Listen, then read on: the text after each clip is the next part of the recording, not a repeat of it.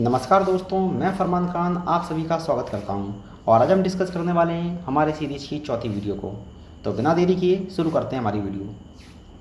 पहला क्वेश्चन है, डॉक्यूमेंट में यदि टेक्स्ट को लाइन के अंत में लिखा जा रहा है तथा टेक्स्ट वहां पर नहीं लिख पाता तो उसे अगली लाइन की शुरुआत में लिखा जाता है।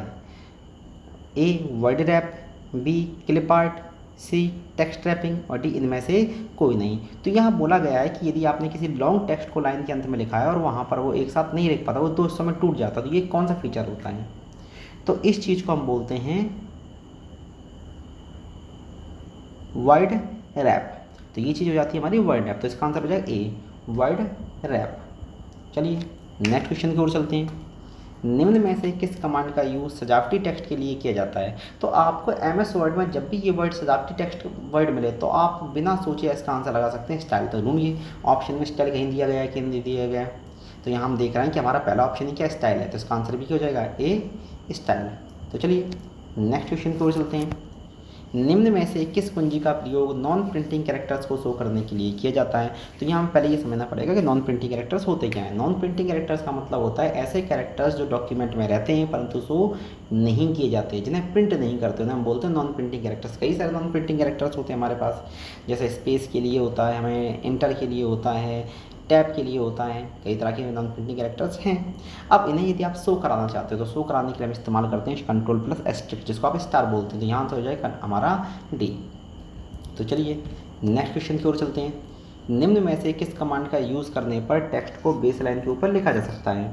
तो बेस लाइन का मतलब होता है जहाँ हम लिख रहे हैं वो होती है हमारी बेस लाइन। यदि टेक्स्ट को ऊपर क्यों लिखेंगे तो अलग अर्थ होगा, अगर नीचे की ओर लिखेंगे तो अलग अर्थ होगा। तो यदि आप किसी टेक्स्ट को बेस लाइन के ऊपर लिखते हैं तो उसे हम बोलते हैं सुपर स्क्रिप्ट, और यदि आप टेक्स्ट को बेस लाइन के नीचे लिखते हैं तो उसे हम बोलते हैं सब स्क्रिप्ट। यहाँ पर टेक्स्ट को बेस लाइन के ऊपर लिखने के बारे में बात की गई है, तो हम बिना सोचे समझे, बिना सिर्फ सीधे सीधे आंसर लगा सकते हैं सुपर स्क्रिप्ट। तो हमारा आंसर हो जाए ए सुपर स्क्रिप्ट। चलिए अगला क्वेश्चन देखते हैं। निम्न में से कौन सा कथन इंडेंट के बारे में सत्य नहीं है? तो पहले इंडेंट होता क्या है? तो इंडेंट का मतलब होता है कि पेज में मार्जिन के अतिरिक्त छोड़ा गया जो अतिरिक्त स्पेस होता है उसे बोलते हैं इंडेंट। और हमारे पास तीन तरह के इंडेंट होते हैं, लेफ्ट इंडेंट, राइट इंडेंट और स्पेशल इंडेंट। स्पेशल इंडेंट फिर दो प्रकार के होते हैं, फर्स्ट लाइन इंडेंट और हैंगिंग इंडेंट। चलिए अब हम कथन पढ़ लेते हैं। पेज के चारों ओर छोड़ा गया क्षेत्र इंडेंट कहलाता है। जैसे कि मैंने आपको बिल्कुल अभी बताया ही है कि इंडेंट की डेफिनेशन क्या है कि पेज में पैराग्राफ, पेज में मार्जिन के अतिरिक्त छोड़ा गया स्पेस इंडेंट कहलाता है। जबकि इन्होंने क्या बोला हुआ चारों ओर छोड़ा गया स्पेस, अर्थात पहला स्टेटमेंट ही क्या है, सत्य नहीं है, रॉन्ग है। तो हमारा आंसर हो जाएगा ए। चलिए नेक्स्ट क्वेश्चन की ओर चलते हैं। डॉक्यूमेंट का वह व्यू जिसका यूज़ एडिटिंग के लिए किया जाता है। तो एडिटिंग का मतलब होता है बदलाव, सुधार करना, मतलब एक ऐसा व्यू जहाँ पर हम एडिटिंग कर सकते हैं। तो वो कौन सा होता है? तो इसके लिए बिल्कुल सिंपल सा है, तो इसका आंसर होता है हमारा ड्राफ्ट। ठीक है, इसका आंसर हो जाएगा हमारा ड्राफ्ट व्यू। तो यहाँ आंसर हो जाएगा डी। चलिए नेक्स्ट क्वेश्चन की ओर चलते हैं। निम्न में से किस कमांड का प्रयोग करते हुए किसी भी डॉक्यूमेंट को प्रमाणित किया जाता है? तो किसी भी डॉक्यूमेंट को प्रमाणित करने के लिए हमारे पास एक सिंपल सा ऑप्शन होता है, वो होता है डिजिटल सिग्नेचर। तो यहाँ भी हमारा आंसर हो जाएगा ए डिजिटल सिग्नेचर। डिजिटल सिग्नेचर के बारे में या इसी तरह के क्वेश्चन मैंने आपको पिछली वीडियोज़ में भी कराया हुआ है, जिसकी लिंक आपको आई बटन पर मिल जाएगी। चलिए हम अगला क्वेश्चन देखते हैं। निम्न में से कौन सी कमांड एमएस वर्ड 2016 के होम टैब से संबंधित नहीं है? मतलब हमें ये देखना पड़ेगा कि होम टैब में कौन कौन सी कमांड होती हैं। तो होम टैब में कमांड होती हैं जिनका संबंध डायरेक्टली किसके साथ होता है, टेक्स्ट के साथ होता है।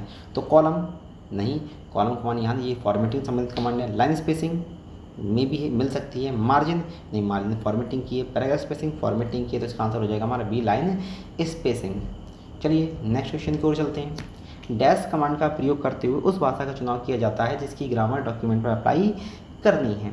तो हमसे ये बोला गया है कि भाई जब भी हम किसी डॉक्यूमेंट को क्रिएट करते हैं, डॉक्यूमेंट को क्रिएट करने के दौरान हम वह भाषा चुनना चाहते हैं जिसकी हम ग्रामर के रूल लगा सकें। मतलब जब स्पेल चेक एंड ग्रामर का मतलब F7 spell check and grammar को स्पेल चेक एंड ग्रामर का इस्तेमाल करते हैं तो कौन से रूल लगाए जाएँ, तो उसको हमें सेलेक्ट तो करना ही पड़ेगा, उस भाषा का चुनाव तो करना ही पड़ेगा। तो उस भाषा का चुनाव करने के लिए हम इस्तेमाल करते हैं लैंग्वेज कमांड का। तो ये आंसर हो जाएगा हमारा a language.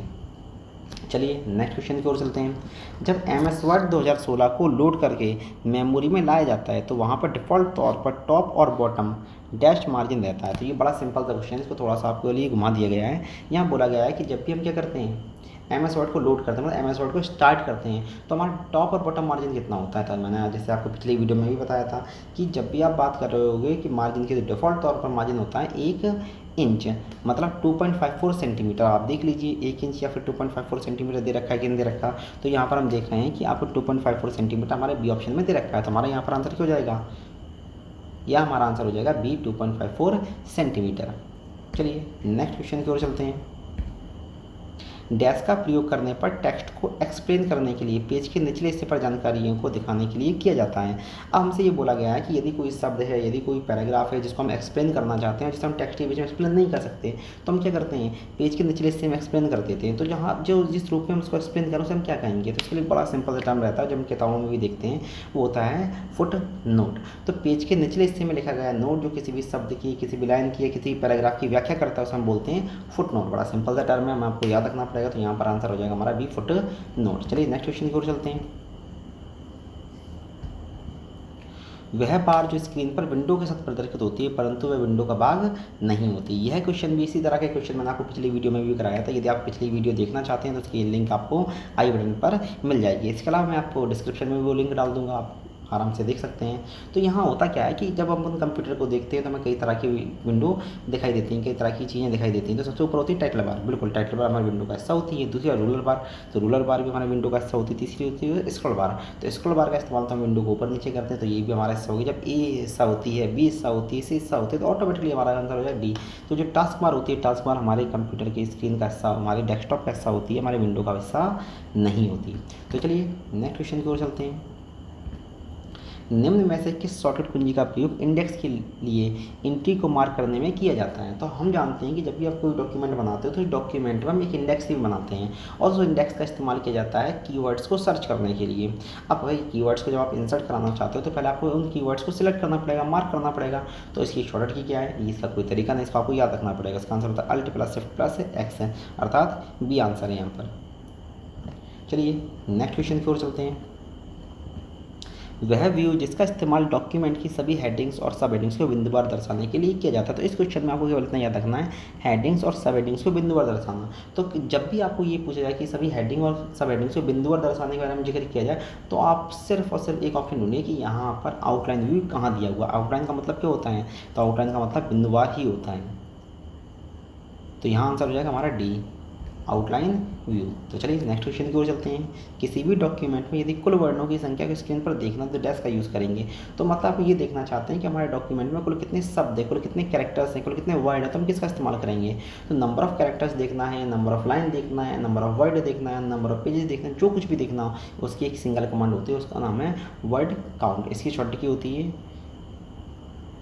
Alt T W. तो चलिए ये हो जाते हैं हमारे आज की क्वेश्चंस खत्म। यदि आपको ये वीडियो पसंद आया हो तो लाइक कीजिए। यदि आपको इसमें कुछ कमी लगी हो, यदि आप कोई सुझाव देना चाहते हैं तो आप कमेंट भी कर सकते हैं, और इसके साथ साथ आप हमारे चैनल को सब्सक्राइब भी कीजिए। तो मिलते हैं नेक्स्ट वीडियो में, तब तक के लिए नमस्कार।